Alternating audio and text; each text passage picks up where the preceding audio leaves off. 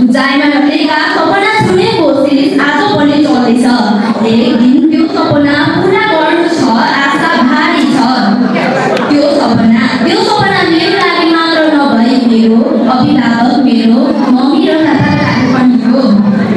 तपाईहरुको थाकेको बोली र आँखामा कति कुराहरू लुकेका छन्।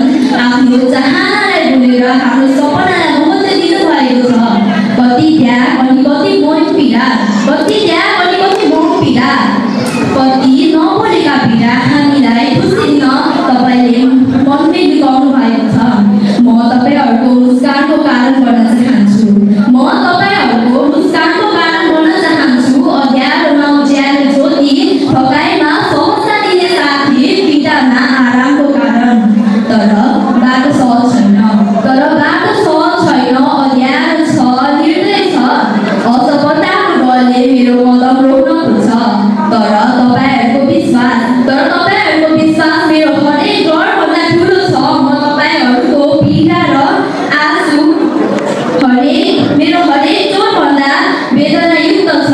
त्यसैले म लड्दा उठ्नेछु, थाक्दा पनि निरन्तरता दिनेछु, किनकि तपाईहरुको छायाले मलाई उभिन सिकाएको छ। एक दिन शिखरमा उडेर बढ्दो साथ यति मात्र भन्नेछु, आमा बाबा म पुगेको यो उचाइ तपाईहरुको बलिदानको परिणाम र महानताको उचाइ हो। तपाईहरुको साथले हो मलाई यहाँ ल्याएको, तपाईहरुको सपनाले हो मलाई यहाँ पुर्याएको।